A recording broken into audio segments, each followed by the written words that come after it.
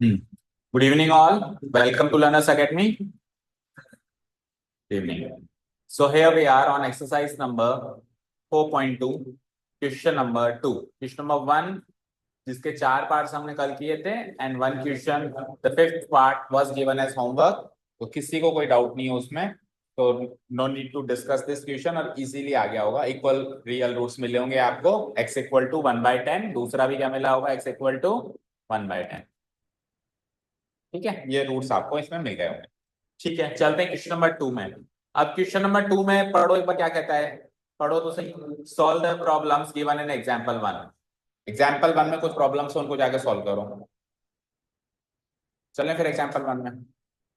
अब एग्जांपल 1 में आप जाओगे ना, तो वहां पे वर्ड प्रॉब्लम्स है. क्या है? तो वर्ड प्रॉब्लम से इक्वेशन बना दी होगी हमने, और इक्वेशन बना के उनको सॉल्व करवा रहा है. तो फिर उधर ही क्यों नहीं सॉल्व करवा दी? बोलो, सोचो. इधर आके क्यों सॉल्व करवा रहा है, उधर ही क्यों नहीं करवा दी? उधर सीखा ही नहीं था. एक्सरसाइज 1 में तो क्या सीखा था, केवल बनाना ही तो सीखा था. सॉल्व करना तो 2 में सीखा है ना. तो ये क्या कह रहा है, एग्जाम्पल 1 में आप बना के छोड़ के आए हो, अब उसको जाके सॉल्व करो. तो फिर ऐसे एग्जाम्पल तो और भी हैं, और ऐसे तो पूरी पूरी एक्सरसाइज पढ़ी. एक्सरसाइज फर्स्ट से फर्स्ट में हम 4 क्वेश्चन या 5 क्वेश्चन का बना के आए हैं वर्ड प्रॉब्लम से, याद है ना. तो सबको ही करना है, तो अकेले इसको ही क्यों करें. यानी कि इसको करेंगे अभी स्किप, क्योंकि वो तो सबको ही करना है ना, अकेले इसको थोड़ा ना करना है. सबको ही करना है, जो छोड़ के आए ना, जिसमें अपन एग्जाम्पल्स में या उनको सभी को करें. ठीक है, तो अभी आप आइए question number. Question is find the 2 numbers. ऐसे 2 नंबर्स सोचिए या फाइंड करें, पता करें, जिनका सम कितना आता हो 27, प्रोडक्ट आता हो 182. आप ध्यान से सुनना जो मैं कह रहा हूं. इस क्वेश्चन को without framing quadratic equation easily वैसे भी सॉल्व किया जा सकता है. मतलब क्वाड्रेटिक इक्वेशन फ्रेम मत बनाओ मत. आप सिंपल सा वो जो क्विज बनाते थे पहले सॉल्व करने के लिए, उसमें आप क्या लिखते थे, ए प्लस बी. बोलो. एक और ये पजल बनाते थे, इसमें ए प्लस बी और ए इंटू बी की वैल्यू तो मिल जाती थी सवाल से ही, और ए और बी की आपको सोचनी पड़ती थी, राइट.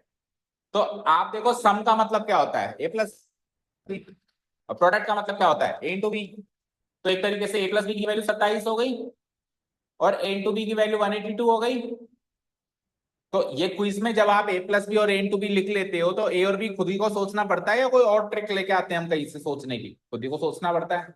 तो वैसे ही सोच लो, कोई और ट्रिक तो मिलेगी नहीं. समझ में आया? इस तरीके से भी कर सकते हैं, बट प्रॉब्लम इज दैट कि चैप्टर क्या है, क्वाड्रेटिक इक्वेशन. तो क्वाड्रेटिक इक्वेशन फ्रेम करके करो साहब, ऐसे कैसे कर रहे हो. ठीक है, उसको फ्रेम करके करते हैं, देखते हैं क्या होता है. देखो, अभी हमको ए प्लस बी और ए इंटू बी की वैल्यू गिवन और ए और बी की वैल्यू सोचनी पड़ रही है.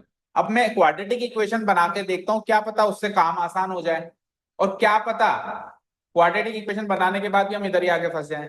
दोनों बातें हो सकती हैं, देखते हैं. ठीक है, एग्जाम में तो अगर क्वाड्रेटिक इक्वेशन बनानी है, सब्जेक्टिव क्वेश्चन है, तो बना के ही आना है, और ऑब्जेक्टिव क्वेश्चन है, मतलब एमसीक्यू पैटर्न वाला क्वेश्चन है, तो डायरेक्ट भी सोच सकते हो, क्योंकि डायरेक्ट सोचना आपको पता है कैसे सोचते हैं. ठीक है, तो अभी क्वाड्रेटिक इक्वेशन बना के देखते हैं, इसको खुले रहने दो, देखते हैं, और क्वाड्रेटिक इक्वेशन बनाते हैं. तो क्वाड्रेटिक इक्वेशन बनाने के लिए किसी एक चीज को एक्स मानना पड़ेगा, बट चीजें तो दो हैं, तो दोनों नंबर्स को तो एक्स मान नहीं सकते और दूसरे को वाई मान नहीं सकते. तो किसी एक को एक्स मानना पड़ेगा, पहले नंबर को मान लें. तो अगर पहले नंबर को एक्स माना, तो फिर दूसरे को क्या मानेंगे, सोचो जरा, सोचो. मत करो. कौन कर रहा है, आवाज तो आपके यहाँ से आ रही है. देखो, मैंने कहा मत करो, बोलते चुप हो गया ना. बताओ. पहले नंबर को एक्स मानने से दूसरा नंबर क्या क्या मिलेगा, कैसे मिलेगा. Let the first number be x. चलो लिख देता हूं मैं, let the first number be x. Now tell me how to find the second number. Let the first number be x. हाँ, क्या कह रहे हो, सेकंड नंबर कैसे मिलेगा.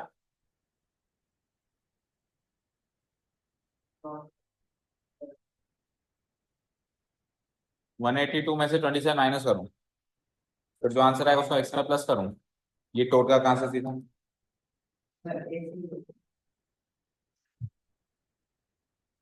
मतलब कुछ भी कर दो, दो चीजें गिवन है, कुछ भी कर दो। अच्छा एक चीज बताओ मुझे, अभी तक अपन ने इतने सारे वर्ड प्रॉब्लम्स भी तो करी है पीछे, तो आपने क्या नोटिस किया? मैं आपको याद दिलाता हूँ आपने क्या क्या किया था वहां पे। देखो दो इंफॉर्मेशन मिलती है, कितनी इंफॉर्मेशन मिलती है? दो। ठीक है, एक इंफॉर्मेशन, कोई भी एक इंफॉर्मेशन तो दूसरी चीज निकालने के लिए होती है। जैसे एक चीज तो आप सोच लेते हो, दूसरी चीज कहां से आए, तो दोनों में से कोई एक इंफॉर्मेशन से वो दूसरी चीज मिल जाती है, और बची हुई इंफॉर्मेशन से एक्चुअली क्वाड्रेटिक इक्वेशन बनती है। समझ आया? सारे क्वेश्चंस में यही तो किया है। जैसे एक सवाल आया था कॉन्जिक्यूटिव पॉजिटिव इंटीजर्स, तो कॉन्जिक्यूटिव वाली इंफॉर्मेशन से दूसरा नंबर मिल गया x+1 लगातार है, और उसके बाद फिर दूसरी इंफॉर्मेशन दी, प्रोडक्ट या सम जो भी थी, उससे हमने इक्वेशन बना दी। अब आप चाहो तो इस इंफॉर्मेशन से दूसरा नंबर निकाल के और इस इंफॉर्मेशन से इक्वेशन बना लो, और आप चाहो तो इस इंफॉर्मेशन से दूसरा नंबर निकाल के उस इंफॉर्मेशन से इक्वेशन बना दो, आपकी चॉइस है, दोनों से एक ही इक्वेशन बनेगी। समझ आया? दो इंफॉर्मेशन है, किसी भी एक इंफॉर्मेशन को चूज करके दूसरा नंबर निकालो, और जो बच गई इंफॉर्मेशन उस इंफॉर्मेशन से एक्चुअली क्वाड्रेटिक इक्वेशन बना दो। तो सम वाली इंफॉर्मेशन से नंबर निकाल लेते हैं दूसरा वाला, और प्रोडक्ट वाली इंफॉर्मेशन से हम इक्वेशन फ्रेम कर लेंगे। ऐसे कर लें? तो अब मुझे एक चीज बताओ, अगर दो नंबर्स का सम 27 है और उसमें से एक नंबर x है, तो दूसरा क्या होगा? 27 - x। नहीं होगा? मान लो दो नंबर्स का जोड़ 27 है, एक नंबर 10 है तो दूसरा, एक नंबर 10 है तो दूसरा 17। कैसे पता किया? कैसे पता किया? माइनस करके, टोटल सम में से एक नंबर को माइनस करके पता किया। तो सम में से अगर मैं एक नंबर को माइनस कर दूं तो दूसरा नंबर मिल जाएगा ना। ठीक है, तो अब इस इंफॉर्मेशन को लिख के दूसरा नंबर निकालते हैं। Now it is given that, आप चाहो तो लिखना स्टार्ट करो। Now it is given that the sum of two numbers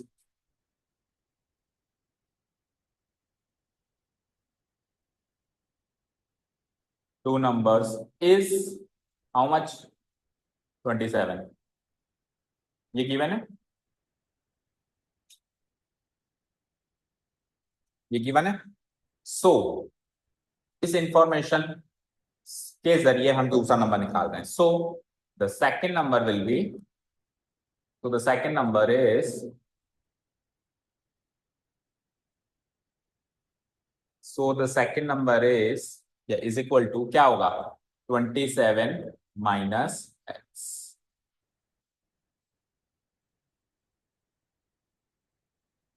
fine.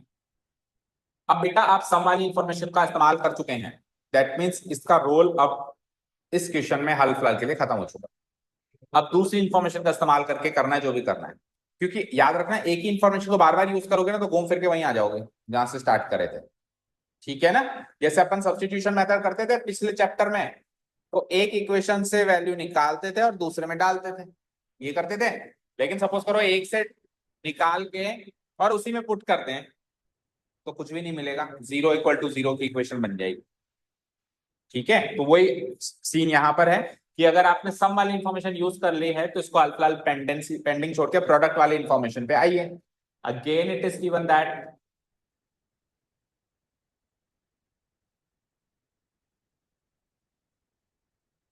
again it is given that क्या इंफॉर्मेशन है second? the product of these two numbers is, the product of these two numbers is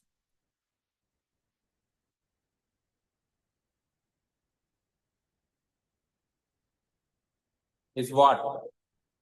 Is what? 180। ये given है कि product क्या है इसका, दो numbers का? 182। किसका प्रोडक्ट है 182 बताओ? किस किस का प्रोडक्ट है 182? दोनों नंबर्स का, दोनों नंबर्स का। तो मेरे हिसाब से दोनों नंबर्स कौन से हैं? एक ये और एक ये, यही तो है। तो इन दोनों का प्रोडक्ट कितना है? 182। तो इन दोनों को मल्टीप्लाई करके 182 से इक्वेट कर दें, बन गई equation. Okay, so product of these two numbers, तो x मल्टीप्लाई बाय दूसरा नंबर लिखा हमने 27 minus x is equal to 180। यहां से बन जाएगी इक्वेशन चलो जी बनाते हैं। इम्प्लाइज मतलब बन तो गई है, बस स्टैंडर्ड फॉर्म में बनाना है, कन्वर्ट करना है। तो x into 27 gives me 27x and x into minus x gives me minus x square. उधर से 182 को भी इधर बुला लो, तो माइनस 182 इक्वल टू 0।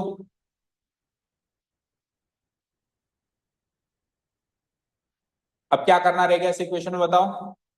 ये बन गई स्टैंडर्ड फॉर्म में, ये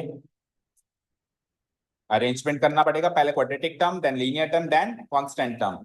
तो हम क्या करेंगे, माइनस एक्स स्क्वायर वाली टर्म को पहले लिखेंगे, और लीनियर टर्म कौन सी है, प्लस 27x को बाद में लिखेंगे, और कांस्टेंट टर्म लास्ट की लास्ट में रहेगी, माइनस 182 इक्वल टू 0। ये बन गई finally quadratic equation.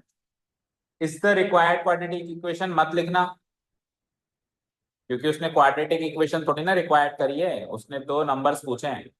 Quadratic equation तो हमने बनाई है ना। रिक्वायर्ड क्वाड्रेटिक इक्वेशन कब लिखते हैं हम, जब सवाल इतना ही होता, इक्वेशन बनाने तक का ही होता, लेकिन इसको सॉल्व भी तो करना है। अब सपोज करो इससे पहले क्या हुआ तो भूल जाओ, और सवाल डायरेक्ट यही मिलता, सवाल डायरेक्ट ही यही मिलता, तो खिड़की खोलते और खिड़की में डेटा फिल करते। बताओ जरा, a प्लस b का डेटा प्लस 27 फिल करते कि नहीं करते? अभी फिल करते हो। और a इंटू b का डेटा दिस इंटू दिस करते कि नहीं करते? तो दिस क्या है, -1, और वो वाला दिस क्या है, -182।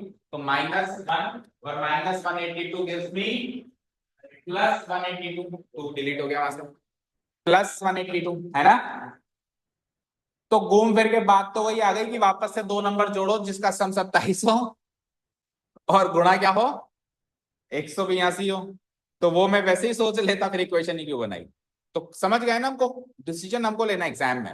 ऑब्जेक्टिव है तो डायरेक्ट भी सोच के कर सकते हो, और सब्जेक्टिव है तो इक्वेशन बना के करो, लेकिन याद रखना इक्वेशन बना के भी सवाल तो हमारे सामने वही रहेगा आज भी, कि दो नंबर सोचो जिनका सम क्या हो 27 और गुणा क्या हो, प्रोडक्ट क्या हो 182। सोचो, क्योंकि क्या कहा था मैंने, ये क्विज को यहाँ पे इस पजल को सॉल्व करोगे तो ही आगे बढ़ पाओगे, नहीं तो यही फंसे रहो।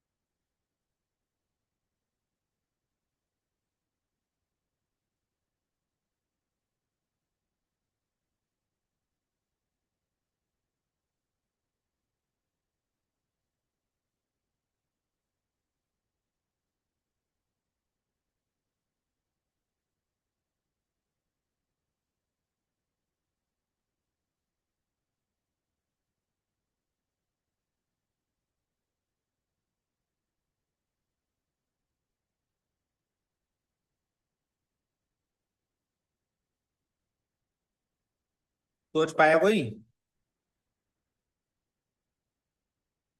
सोच लिया मोनिका, उसने सोच लिया तो आपका आपने भी सोच ही लिया, पास में तो बैठे हो, दोनों मिलके तो सोच रहे हो।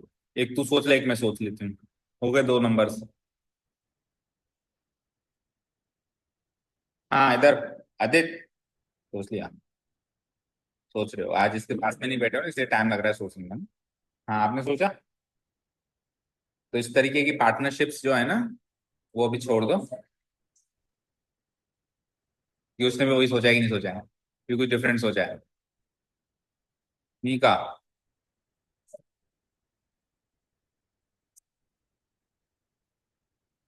अब जब भी आप ऐसा नहीं सोच पा रहे हो, पहली बात तो अगर इतना समय लग गया सोचने में, तो इतने समय में सोचना है तो ना ही सोचो, छोड़ के अगला क्वेश्चन करो। यही स्ट्रेटेजी रहेगी एग्जाम में, क्योंकि हार्डली दो नंबर का क्वेश्चन आएगा ये, उसमें अगर लगा दिया हमने 15 मिनट तो फिर हो गया कल्याण। क्या कहा मैंने, अगर इतने समय में सोच पाया तो ठीक है, नहीं सोच पाया तो स्पेस छोड़ के आगे बढ़ के तो अगले क्वेश्चन को अटेम्प्ट करो, यही स्ट्रेटेजी होनी चाहिए।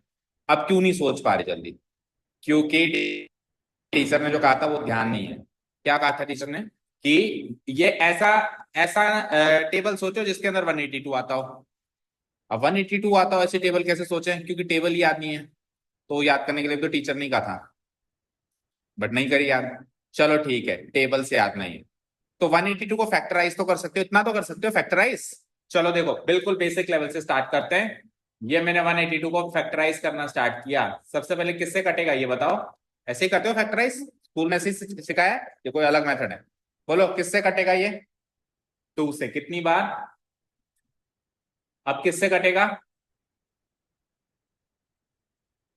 अब कटेगा दोबारा 2 से, 3 से। अच्छा, जब भी हम इसको काटते हैं फैक्टराइज करते टाइम, तो हमेशा प्राइम नंबर से काटते हैं। किससे काटते हैं? Prime number. तो सबसे छोटा प्राइम नंबर 2 होता है, इसलिए 2 से देखते हैं। और 2 से अगला प्राइम नंबर 3, 3 से कट रहा है नहीं, 3 से अगला प्राइम नंबर 5 कहाँ गया? 5 से भी नहीं कट रहा। और 5 से अगला प्राइम नंबर 7, 7 से कट रहा है क्या? याद ही नहीं है कि 13 7 या 91 होता है। 13 7 या 91 होता है, ये याद होता तो 7 से कटना भी याद होता। तो 7 से 1 टाइम 13 टाइम, और 13 खुद एक प्राइम नंबर है, तो प्राइम नंबर तो खुद से ही कटता है और किसी से वैसे भी नहीं कटता है। तो ये इसकी फैक्टराइज फॉर्म हो गई क्या बच्चों? ठीक है, अब देखना क्या करना है इसके आगे। ये 182 था, इसको फैक्टराइज कर दिया तो 3 फैक्टर्स मिले। कितने? 3, 2 7 13, राइट? 2 into 7 into 13। ठीक है, अब इन 3 फैक्टर से 2 नंबर बनाओ जिनका सम या डिफरेंस क्या आता हो, जो भी हमारे सवाल में क्या है, हमारे सवाल में 27, 27 लाना है ना सम। तो 27 सम लाने के लिए 2 नंबर्स चाहिए। तो इन 3 को 2 में कैसे कन्वर्ट करेंगे? किसी भी 2 से एक बना दो और किसी भी एक को अकेला छोड़ दो। तो फॉर एग्जाम्पल 7 2 जा 14 यहां रख दो और अकेला 13 वहां रख दूं, तो हो गया ना 14 प्लस 13 27। तो एक्चुअली 14 की टेबल में 13 बार आता है 182। 14 की टेबल में 13 बार आता है, या 13 की टेबल में 14 बार आता है? अब सर 14 की टेबल 10 तक ही याद नहीं है, तो 13 तक कैसे याद होगी? टेबल तो हम 10 तक ही याद करते हैं ना, 14 10 जा 140, अब 14 11 जा और 14 12 जा 14 13 जा कैसे याद करें? ठीक है मत करो यार, बट एटलीस्ट फैक्टराइज करके तो दिमाग लगा ही सकते हो। अब ये तो बिल्कुल बेसिक सा मेथड था ना, इस तरीके से करना है। तो कौन से मिले मुझे 2 नंबर्स?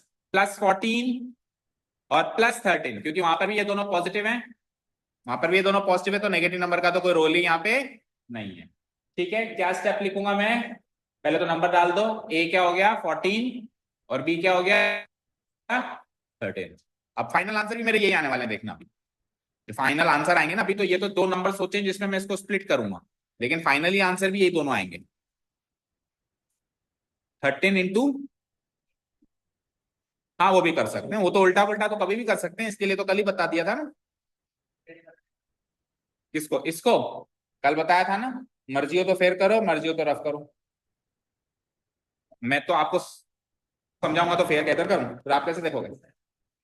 मेरे को तो स्क्रीन पे करना पड़ेगा ना, आप कैसे देखोगे? बेटा उसने पूछा है क्वाड्रेटिक इक्वेशन बना के, तो क्वाड्रेटिक इक्वेशन बनाने के बाद उसको सॉल्व करने का पार्ट है वो नंबर सोचने का पार्ट नहीं है कि उसने नंबर सोचे और मैंने सोच कैसे लिख दी है। वो उसको इक्वेशन को सॉल्व करने का पार्ट है। तो जैसे कर रहे थे पिछले क्वेश्चन में वैसे ही करेंगे, ठीक है? हाँ जी। तो splitting the middle term we get, क्या स्टेप लिखते हैं हम? Now splitting the middle term we gate,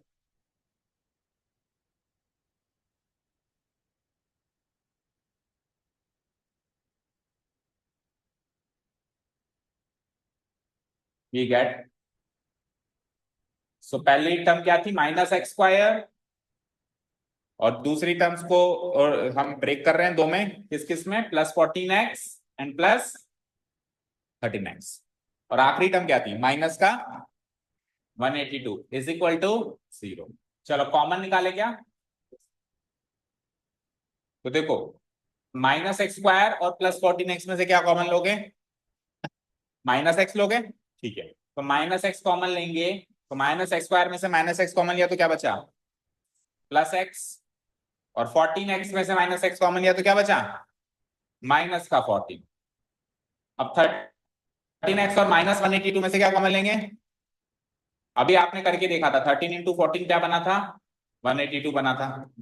तो 182 में से 13 को कॉमन लेंगे तो 14 बच जाएगा, बचेगा नहीं बचेगा बताओ? ठीक है, तो 13 को ले लिया मैंने कॉमन, इधर से क्या बचा x माइनस, और 13 इंटू 14 होता है ना 182, तो 182 में से 13 निकाला तो 14 अंदर बच गया, इज इक्वल टू 0।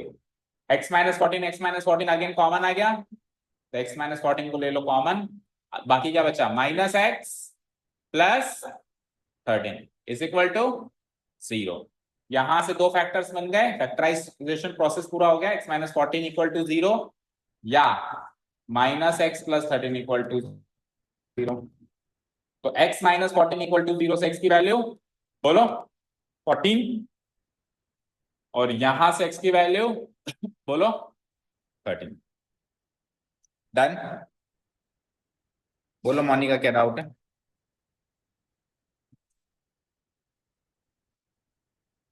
क्या?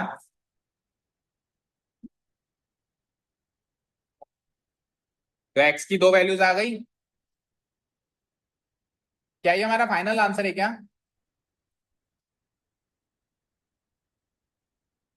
उसने क्या पूछा था हमसे? उसने क्या पूछा था? नंबर्स। हमने क्या निकाला है? x की वैल्यूज। उसने कहा था x की वैल्यूज निकालो, तो ये फाइनल आंसर नहीं है। ऐसे नंबर्स भी यही निकले हैं, वो एक अलग बात है कि नंबर्स भी यही निकल रहे हैं, वो इस क्वेश्चन में निकल रहे हैं, बाकी सारे क्वेश्चन में नहीं निकलेंगे, समझे क्या? जो आपकी x की वैल्यू आ रही है और जो फाइनल आंसर है वो डिफर कर सकता है, तो उसने जो पूछा है वहां तक लेके जाना है, x की वैल्यू पे नहीं रुक जाना है। हो सकता है कि x की वैल्यू और फाइनल आंसर सेम भी आ जाए जैसे इस क्वेश्चन में आ रहे हैं, लेकिन सारे क्वेश्चंस में आए ऐसा नहीं होगा, इवन 99% क्वेश्चंस में नहीं आएंगे वो। x की वैल्यू कुछ अलग आएगी और फाइनल आंसर कुछ अलग होगा, मतलब थोड़ा सा स्लाइटली चेंज होगा, ठीक है? चलो, अब क्या करना है, अब हमको नंबर्स लिखने हैं, तो नंबर्स क्या थे हमारे? Now the first number, the second number, जहां से स्टार्ट करते हैं उसी को खत्म करते हैं, वहीं पे खत्म करते हैं, बताओ। The first number and the second number. आप दिमाग लगाओ मत, चुपचाप वो लिख दो जो आपने फर्स्ट नंबर और सेकंड नंबर अज्यूम किया था। बोलो फर्स्ट नंबर क्या अज्यूम किया था? Assume x. सेकंड नंबर क्या अज्यूम किया था? 27 माइनस एक्स लिख रखा होगा ना, देखिए 27 माइनस एक्स, राइट? ओके, इसमें तो कोई दिमाग नहीं लगाना ना, जो अज्यूम किया था लिख दिया कॉपी पेस्ट करके। अब आप एक्स की वैल्यू डालो यहाँ पे दोनों केसेस में। सर एक्स की कौन सी वैल्यू डालें, ये वाली या ये वाली? दोनों डालो। क्या कहा मैंने? दोनों डालो, एक बार वो और लगा के दूसरी बार ये, समझे क्या? तो सपोज करो एक्स की वैल्यू आपने 14 निकाली, तो उस हिसाब से 27 माइनस एक्स की वैल्यू 27 माइनस 14 निकली, समझे क्या? लेकिन अगर आप एक्स की वैल्यू 13 डालते हो तो उस हिसाब से 27 माइनस एक्स की वैल्यू 27 माइनस 13 निकलती है, समझे? तो 27 माइनस 14 क्या होता है? 13, और 27 माइनस 13 क्या होता है? 14। दैट मीन्स अगर फर्स्ट नंबर को 14 मान ले तो सेकंड नंबर 13 है, बट कोई ठेका तो ना ले रखा है कि फर्स्ट नंबर ही 14 होगा। अगर फर्स्ट नंबर को 13 मान लिया जाए तो सेकंड नंबर 14, समझे क्या? तो फाइनल कंक्लूजन बनता है हमारा, hence the two numbers are, hence the two numbers are,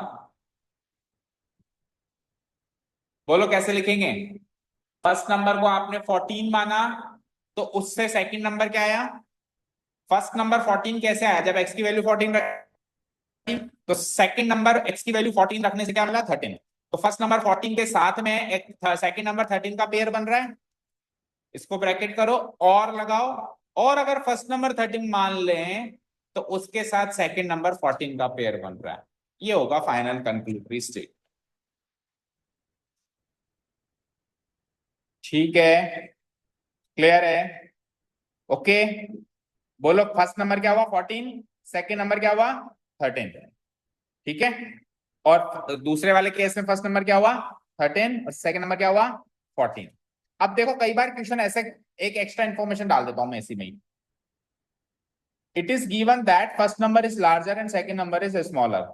अब इसमें से एक केस डिलीट हो जाएगा, अगर मैं एक्स्ट्रा इंफॉर्मेशन दे दूं कि फर्स्ट नंबर बड़ा है और सेकंड नंबर छोटा है, तो फर्स्ट नंबर बड़ा और सेकंड नंबर छोटा कौन से केस में है? इसमें या इसमें?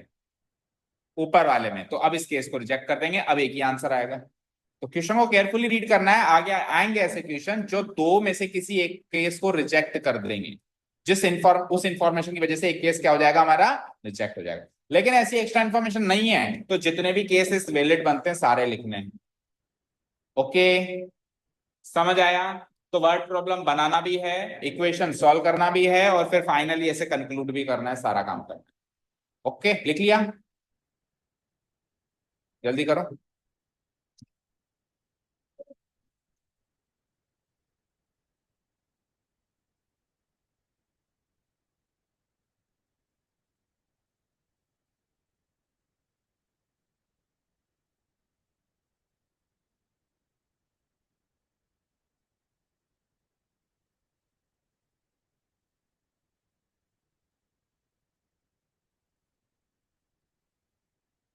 हो गया? नोट डाउन हो गया?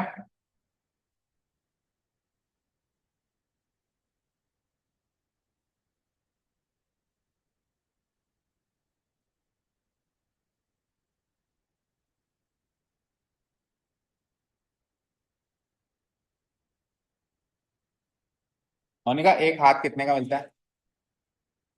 एक हाथ कितने का मिलता है बाजार में? आइडिया है? मिलता ही नहीं है ना? कहीं से कोई ट्रांसप्लांट वगैरह होता हो?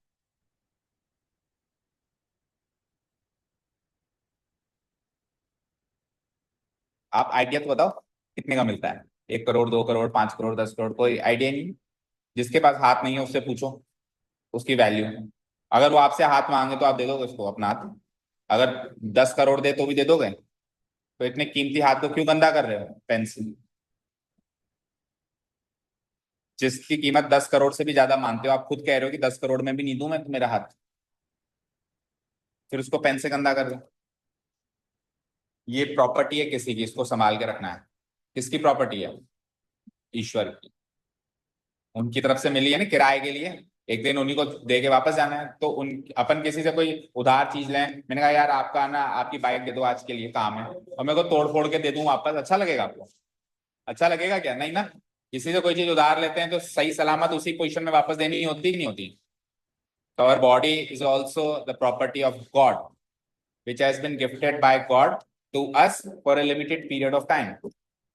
एंड में उन्हीं को वापस देके रुखसत होना है सबको, राइट? ये तो जीवन की सबसे बड़ी सच्चाई है। तो जब तक हमारे पास वो है अमानत, हमको उसको संभाल के रखना है, उसकी वैल्यू करना है। चलो आओ, चलें? हाँ। हाँ।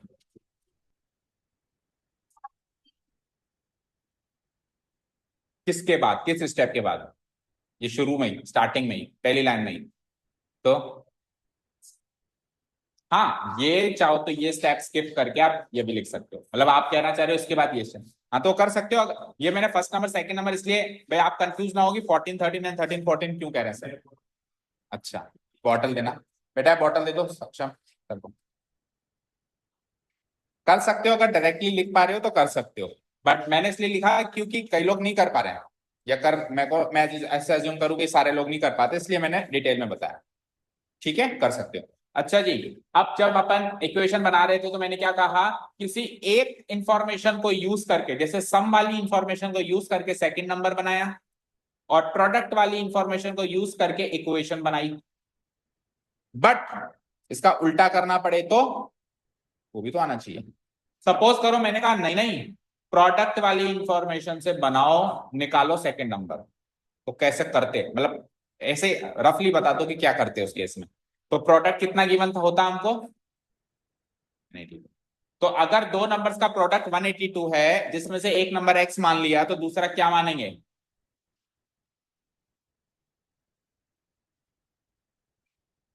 182 upon x.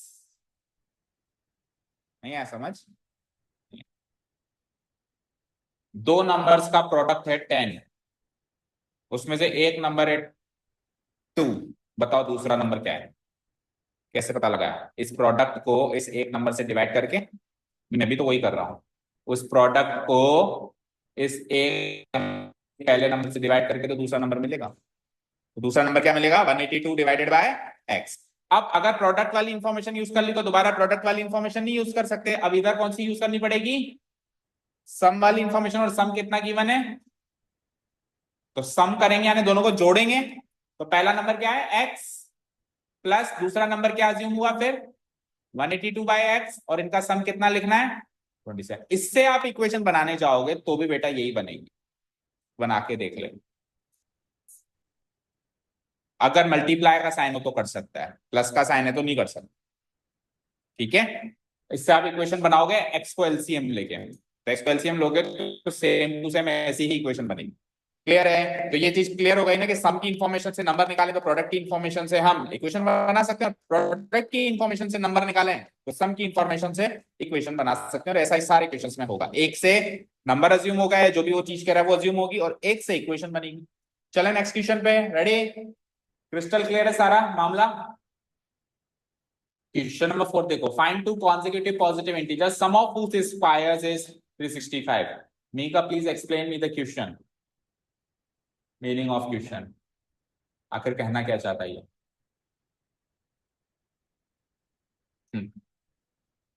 Come on track, find two consecutive positive integers, नहीं पता कॉन्सेक्यूटिव, अभी पिछले एक्सरसाइज में बताया था, फिर उसके बाद क्या किया आपने एब्सेंट होने के बाद, कुछ भी नहीं किया।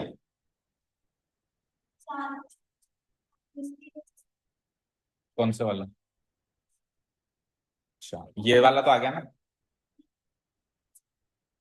अच्छा फर्स्ट ही नहीं आया तो फिर सेकंड तक गए नहीं। हम्म, अच्छा बाकी कब सोचा है, मुहूर्त कब निकाला। अच्छा आज ही सोचा था। हाँ बोलो, हर्षिता एक्सप्लेन करो मीनिंग। यही तो समझाओ कि कॉन्सिक्यूटिव पॉजिटिव इंटीजर्स क्या होते हैं, वही तो समझाने हैं। वो तो आप अज्यूम कर रहे हो, कॉन्सिक्यूटिव का मीनिंग बताओ, और पॉजिटिव इंटीजर्स कौन से होते हैं वो बताओ। कॉन्सिक्यूटिव यानी लगातार, कॉन्सिक्यूटिव यानी लगातार, जैसे 4 5 6 ये लगातार है। और उसका उल्टा क्या होता है, ऑल्टरनेट, ऑल्टरनेट क्या होता है, एक छोड़ के एक, जैसे 3 5 7। तो अभी हमको लगातार लेना है, कैसे लेना है, लगातार। और पॉजिटिव इंटीजर्स कैसे क्या होते हैं, पॉजिटिव इंटीजर्स क्या होते हैं,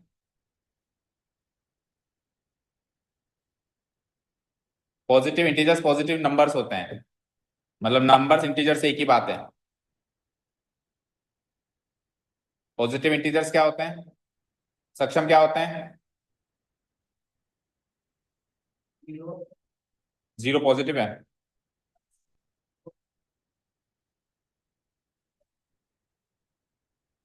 जीरो पॉजिटिव, जीरो को पॉजिटिव नंबर में लोगे आप,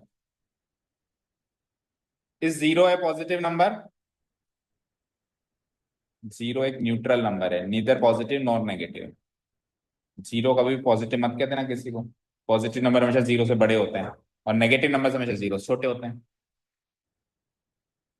हाँ बोलो सिद्धार्थ, पॉजिटिव इंटीजर्स कौन कौन से होंगे, सारे रियल नंबर पॉजिटिव इंटीजर हैं, तो √2 भी रियल नंबर ही है, फिर √2 भी पॉजिटिव इंटीजर मान लो।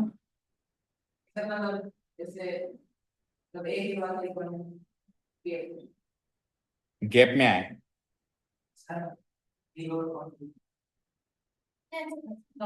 नेचुरल नंबर्स होते हैं पॉजिटिव इंटीजर्स, कोई बोल ही नहीं पा रहा इतनी सी चीज।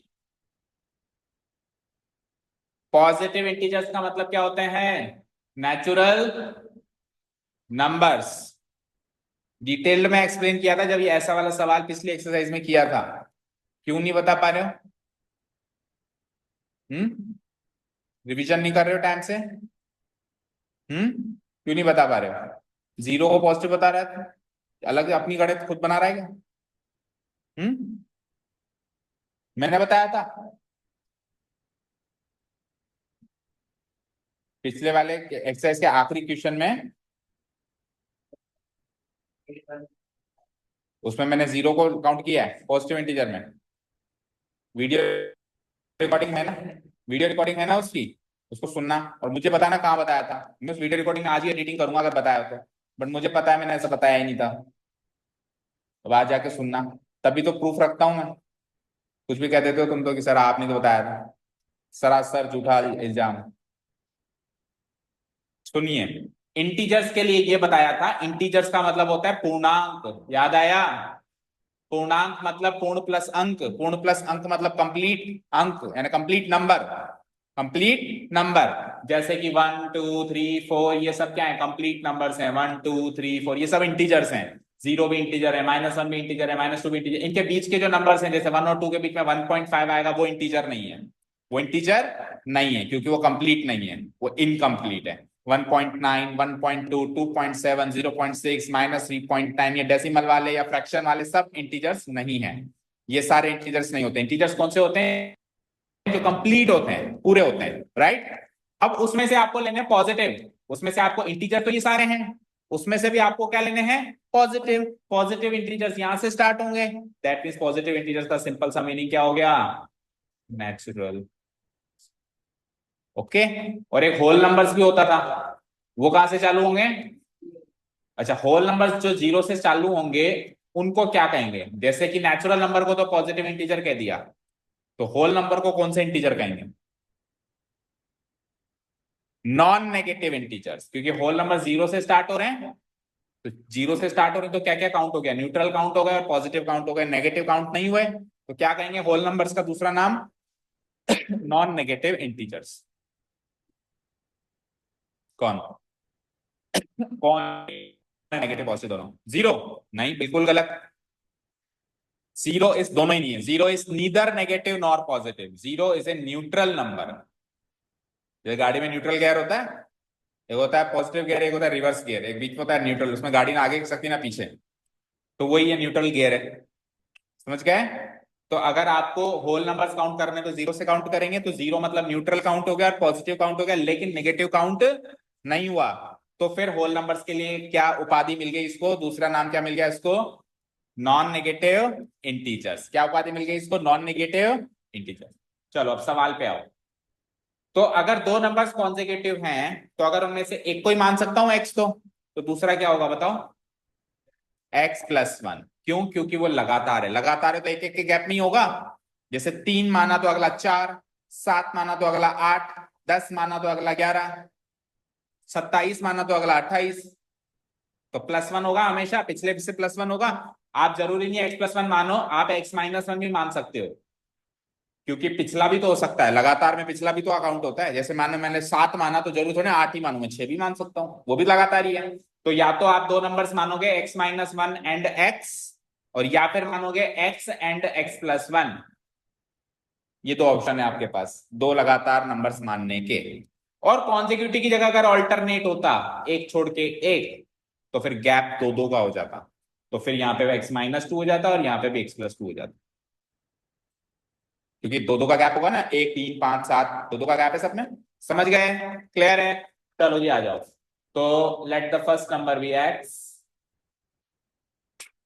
Late the first positive integer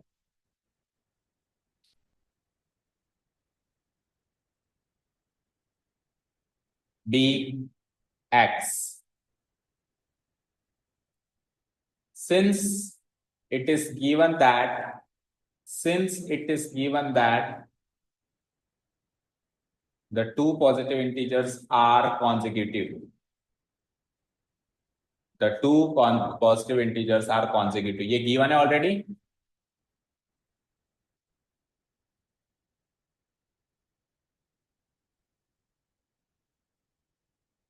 are consecutive, दोनों का कॉन्जिक्यूटिव होना क्वेश्चन में ही गिवन है ना?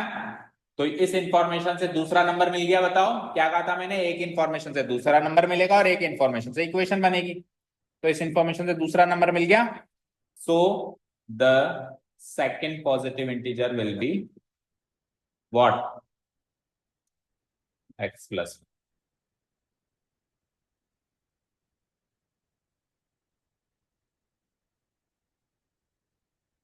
ओके,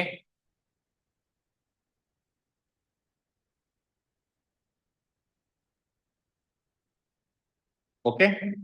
अब एक इंफॉर्मेशन से तो दो नंबर एज्यूम हो गए, दूसरी इंफॉर्मेशन से इक्वेशन बनेगी। और दूसरी इंफॉर्मेशन क्या है? पढ़िए, सम ऑफ हुज स्क्वायर्स इज 365। मतलब क्या हुआ इसका? सम ऑफ whose squares is 365, क्या मतलब हुआ? वो दोनों नंबर है, उनके उनके स्क्वायर, सम का स्क्वायर, स्क्वायर का सम, बताओ।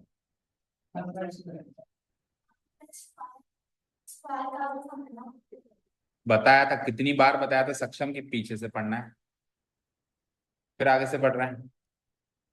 स्क्वायर करके सम करते हैं तो 365 मिलता है। पहले स्क्वायर करना है, स्क्वायर करके फिर जो आंसर है उनका सम करना है, और वो सम किसके इक्वल आएगा? 365। ये उल्टा भी आ सकता है एग्जाम में, यहां स्क्वायर करके वहां सम कर दे। तो अब पहले सम करना है और फिर सम का स्क्वायर करना है।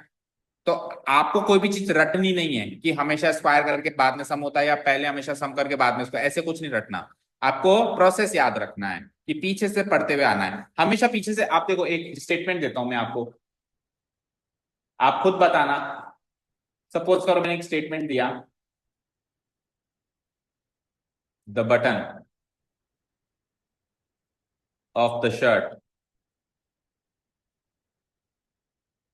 Of the father of Ram is missing. Missing मतलब कोई चीज खो जाती है तो मिसिंग कहते हैं। तो इसमें ध्यान से देखो, कितने लोग हैं, कितनी चीजें हैं, बटन भी है, शर्ट भी है, फादर भी है, राम भी है। इन चारों में से कौन है मिसिंग? क्या राम मिसिंग है? क्या उसके फादर मिसिंग है? क्या शर्ट मिसिंग है? बटन मिसिंग है? कुछ भी बटन उससे पहले कुछ दिख रहा है क्या? तो इसको पीछे से ही पढ़ोगे ना आप। कैसे पढ़ोगे इस स्टेटमेंट को कैसे पढ़ोगे? राम के पिता की शर्ट का बटन मिसिंग, ऐसे ही पढ़ोगे? या ऐसे पढ़ोगे, बटन की शर्ट के फादर का राम मिसिंग है? बताओ कैसे पढ़ेगा सक्षम, आगे से पीछे या पीछे से आगे? पीछे से पढ़ेगा ना। यही करेक्ट तरीका होगा, नहीं होगा? तो जब इधर ये होगा तो उधर भी वही होगा। दैट मीन्स आपको पहले क्या करना है? Square and then sum operation बाद में अप्लाई करना। स्क्वायर करो पहले दोनों नंबर्स का, ठीक है, एंड देन फिर सम करो। आ जाओ, come back to the question again. It is given that, again it is given that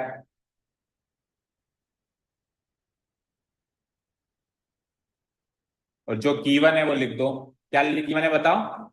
the sum of the squares of these two numbers, of these two integers.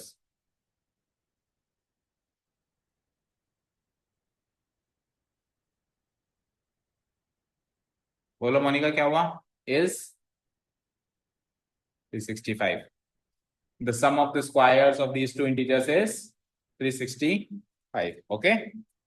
That is, तो क्या करोगे? दोनों का पहले स्क्वायर करना है। किन दोनों का? दोनों नंबरों का। पहला नंबर क्या था? दूसरा नंबर क्या था? दोनों का कर दूं स्क्वायर। ये कर दिया मैंने x का स्क्वायर, ये कर दिया मैंने x+1 का स्क्वायर। और दोनों का स्क्वायर करके फिर क्या करना है? सम। ये कर दिया मैंने सम, और ये सम किसके इक्वल है? That is it. इसको सॉल्व करो, बन गई इक्वेशन। अब फटाफट से इधर ही बता दो कि अगर यहां स्क्वायर होता और वहां सम होता तो क्या बनती इक्वेशन? फिर डिफरेंट बनती, क्या बनती जल्दी बताओ।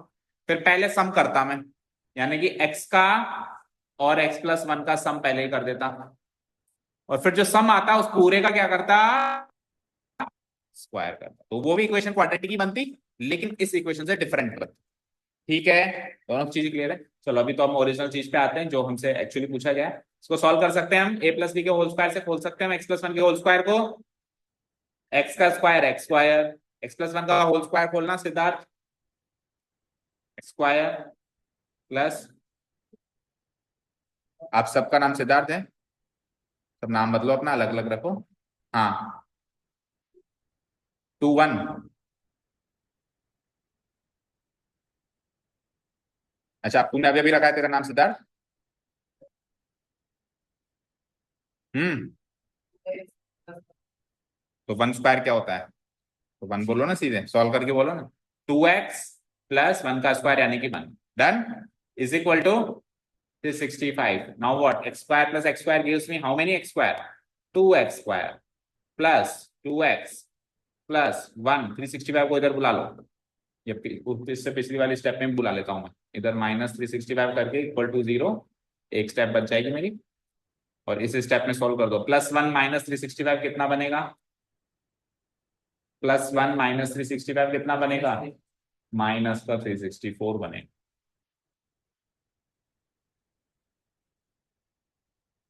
Is equal to 0। तो हो तो गई है स्टैंडर्ड फॉर्म, बट और छोटी हो सकती है अभी, राइट? हाँ, कौन सी वाली, ये या ये x square 2x as it is, ये 1 में से 365 गया तो माइनस 364। किस किस में से? इन दोनों में से? इन सब में से? इन चारों में से? इन चारों में बताओ आप क्या कॉमन आ रहा है? इसमें कहाँ एक्स स्क्वायर और इसमें कहाँ एक्स स्क्वायर? कॉमन तो आया तो सब में ही आया ना, ठीक है? ओके, हाँ जी। अब ये स्टैंडर्ड फॉर्म तो बन गई है, बट अभी ये और छोटी हो सकती है ना, देखो सब 2 से कट रहे हैं, अब इसमें से आप 2 कॉमन ले सकते हो। देखो इसमें भी 2 आता है, इसमें भी 2 आता है, इसमें से भी 2 आता है, इस बार आप 2 कॉमन ले सकते हो। तो 2 कॉमन ले लेता हूं मैं, तो बचेगा एक्स स्क्वायर प्लस एक्स, और 364 को 2 से डिवाइड करिए जरा, 182 is equal to 0। Next step में 2 को भगा दो वहां पे, और इक्वेशन हो जाती है x square plus x minus का 182 इक्वल टू 0 से 2 डिवाइड करके बना दो 0। बन गई इक्वेशन?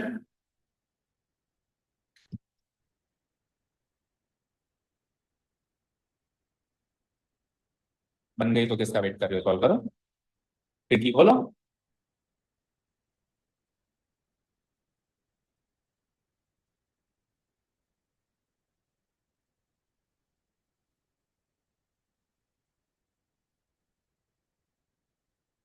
और एग्जैक्टली ये की यही इक्वेशन मुझे ऐसे याद आ रहा है कि पहले सॉल्व करिए, इसी एक्सरसाइज में करिए क्या, मजा आ गया फिर तो।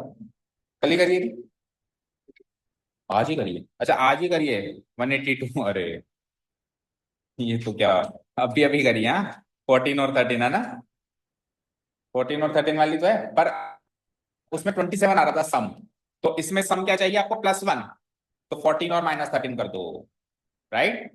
भाई 14, उसमें सम 27 लाना था, तो +14 +13 कर दिया था, 14 13 मिलकर 27 बन गए। लेकिन इस बार सम क्या लाना है? +1, तो फिर +1 लाना है तो माइनस करना पड़ेगा 14 में से 13 को, +14 -13 कर दो। Okay, now splitting the middle term, फिर तो जल्दी से खत्म कर दो उसको। Splitting the middle term we gate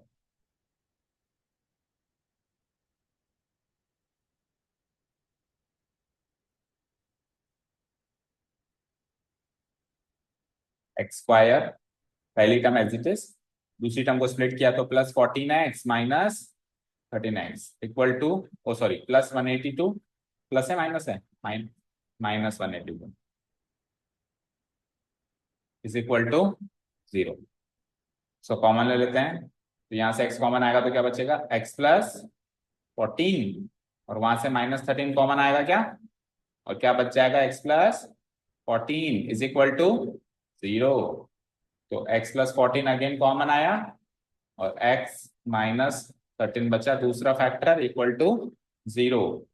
तो यहां से या तो x +14 की वैल्यू 0, या फिर x -13 की वैल्यू 0, जिससे ये पता चला कि x की वैल्यू बनती है या तो -14 या फिर +13। यहां तक क्लियर है? अब मिही का वो जो 2 स्टेप्स हमने लिखे थे, फर्स्ट नंबर सेकंड नंबर, वो स्किप करके डायरेक्टली फाइनल स्टेटमेंट क्या लिखोगे बताओ? पीछे आंसर में देखो, 2 इंटीजर्स चाहिए थे, तो क्या आंसर लिखोगे आप?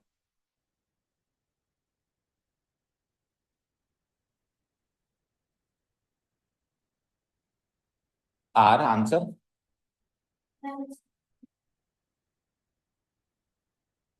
पिछले क्वेश्चन में भी बताया था कि एक्स की वैल्यू फाइनल आंसर नहीं होती। आप कह रहे हो 2 पॉजिटिव इंटीजर्स है, -14, -14 पॉजिटिव है,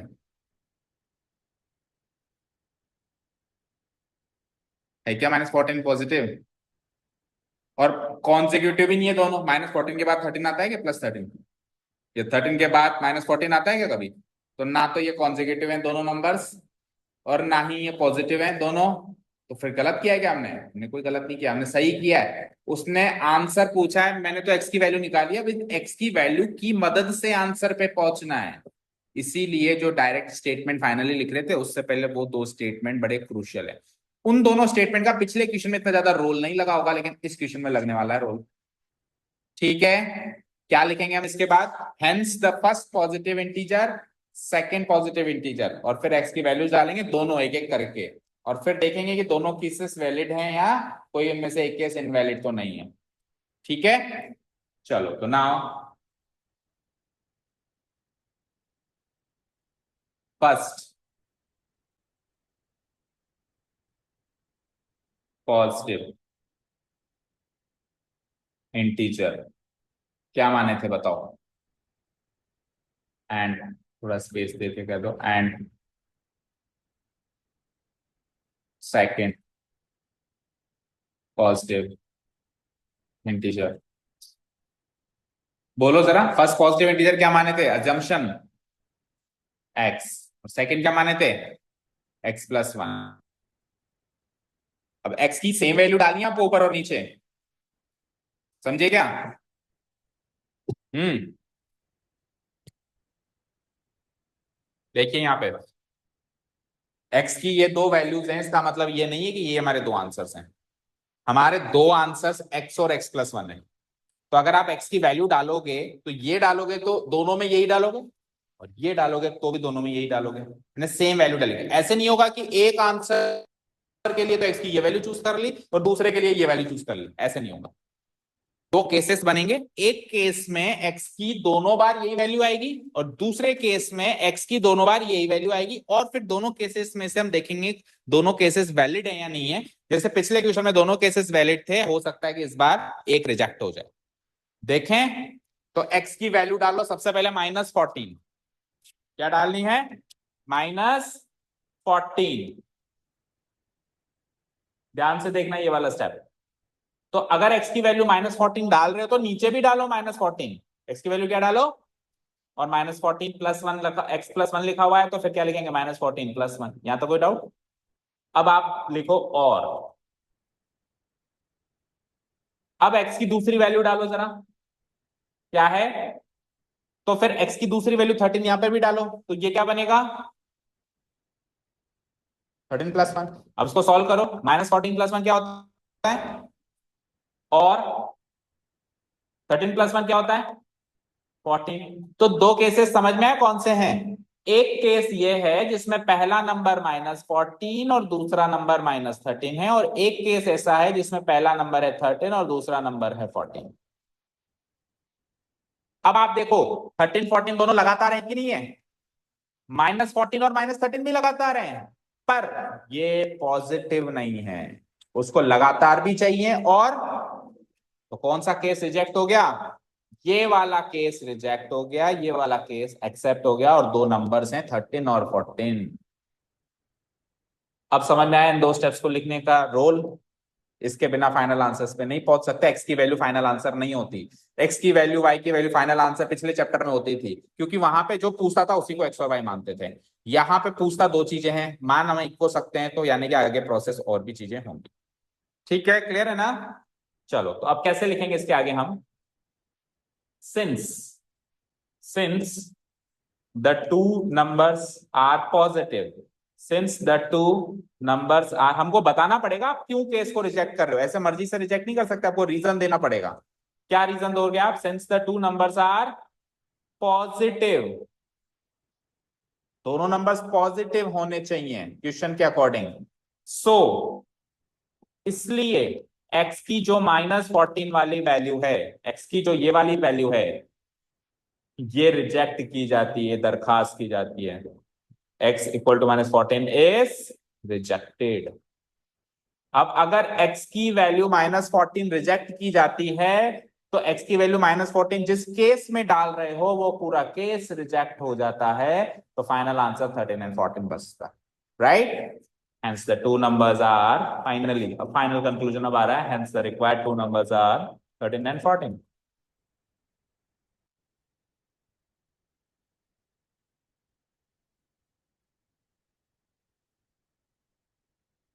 are 13 and 14. पीछे से आंसर मैच कर लो.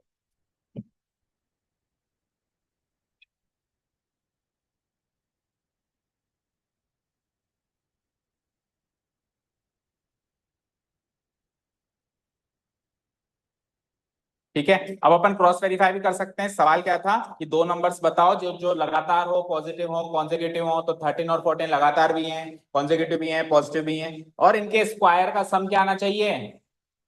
देखते हैं क्या आता है. 13 का स्क्वायर क्या होता है, 14 का स्क्वायर क्या होता है, 9 और 6 15, 10 और 6 16, 365. उसको भी 365 ही लाना था.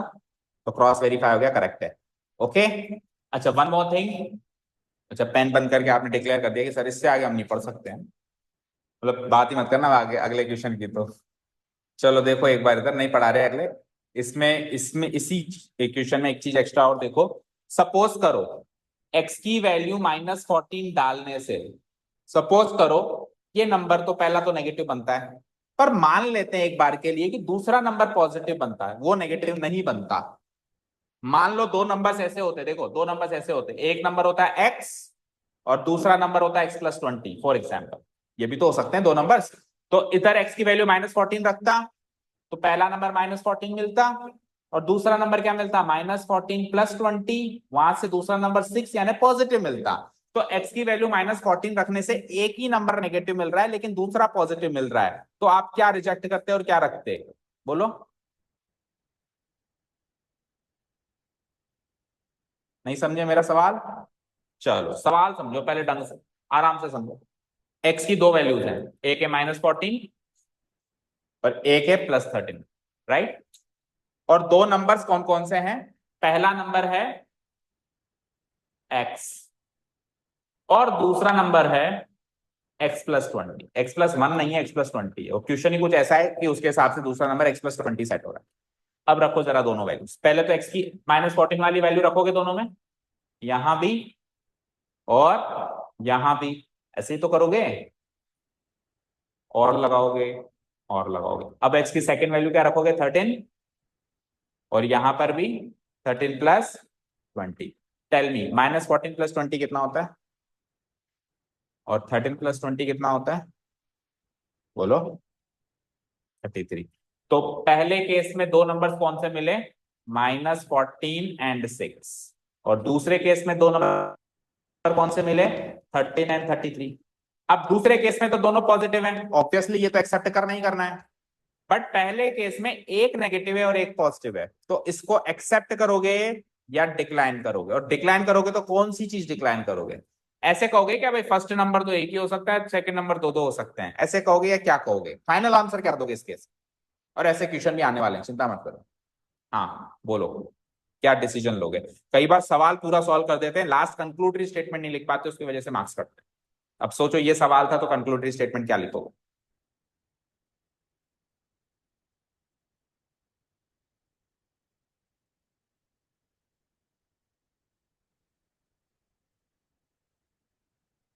क्या माइनस, माइनस वाला रिजेक्ट तो करेंगे, तो फर्स्ट नंबर रिजेक्ट करोगे या सेकंड भी करोगे, सेकंड तो पॉजिटिव है ना, उसको क्यों करोगे या करोगे, वही तो जानना चाह रहा हूँ. मुद्दा तो इस 6 का ही है. देखो इसको एक्सेप्ट करोगे, इसको एक्सेप्ट करोगे, इसको इसको रिजेक्ट करोगे, ये चीज तीन चीजें तो सबको पता है. इस 6 का क्या करोगे, एक्सेप्ट या रिजेक्ट, रिजेक्ट. क्यों, नहीं तो बेचारा पॉजिटिव है. जोड़ी नहीं बन रही, वेरी गुड. सही है. देखो x की वैल्यू ध्यान से सुना, x की वैल्यू -14 रखने से पहला नंबर अगर नेगेटिव आ रहा है यानी वैलिड नहीं आ रहा है, तो x की वैल्यू सेकंड नंबर में भी रखनी ही नहीं है. एक भी नंबर में अगर वो उसको नेगेटिव बना रहा है तो पूरा केस रिजेक्ट होगा. कहने का मतलब या तो पूरा केस एक्सेप्ट होगा या पूरा केस रिजेक्ट होगा, केस का थोड़ा पार्ट एक्सेप्ट होगा या थोड़ा पार्ट रिजेक्ट नहीं होगा. समझ गए क्या, या तो पूरा का पूरा केस ही रिजेक्ट हो जाएगा ये पूरा का पूरा केस ही एक्सेप्ट हो जाएगा। उस केस में आधा अधूरा पार्ट एक्सेप्टेड वाला है और आधा अधूरा पार्ट रिजेक्टेड वाला है, तो भी हमको रिजेक्ट करना है पूरे केस को। आप ऐसे भी नहीं लिख सकते कि फर्स्ट नंबर तो 13 होगा और सेकंड नंबर इन दोनों में से कोई एक होगा, ये भी नहीं लिख सकते। सेकंड नंबर भी वही होगा, ये नहीं होगा, ये पूरा केस ही रिजेक्ट है। समझे क्या? क्लियर है? ऐसे सवाल भी आएंगे अभी आगे। तो इसीलिए क्वाड्रेटिक इक्वेशन थोड़ी सी डिफिकल्ट पड़ती है, क्योंकि सॉल्व तो करो जो करो, कंक्लूडरी स्टेटमेंट में भी बहुत पंगा है कि लास्ट में क्या लिखना है। ठीक है, चलें।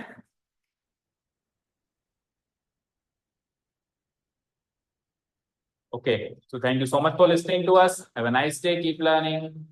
Bye.